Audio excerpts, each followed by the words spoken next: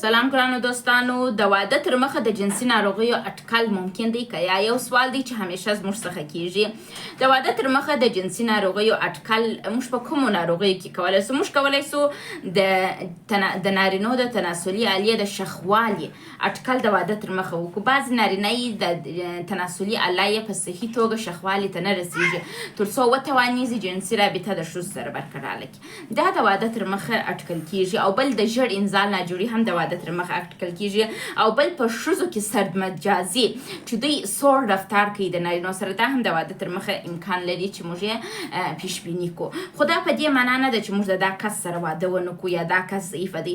دا ناروغي قابل د درمان دي او د روانشناسانو او د سایکیټریست په توسط کولی سي تاسو د ناروغي درملنه وکړي. تاسو همیشه کوشش وکړئ کله چې خپل ناروغي تشخیص کړئ چې زه دا مشکل لرم، نو د حل دپاره یې ډاکټرانو ته مراجعه وکړئ. دا د شخوالي د نارینو د تناسلي آلې د شخوالي مشکل دوه ډوله دی. یو دا دی چې تناسلي آله شخوالي ته نه رسیږي، یو دا دی چې شخوالي ته ورسیږي دومره قوت نه وي پکښې چې باکره نجلۍ باکرهتوب یې د منځه ویوسي. دا د بکارت پرده ډېر یو حساسه او ټینګه پرده ده، نو دا صحي شخوالي ته ضرورت لري. بعضې نارینه د دې سره مشکل لري چې نسي کولی د تناسلي آلیې د بکارت پرده وروشکوي، خو دوی کولی سي ښه جنسي رابطه ونیسي. خو بعضې بیا عموما د شخوالي مشکل لري چې باید دوی بیا ډاکټرانو ته مراجعه وکړي.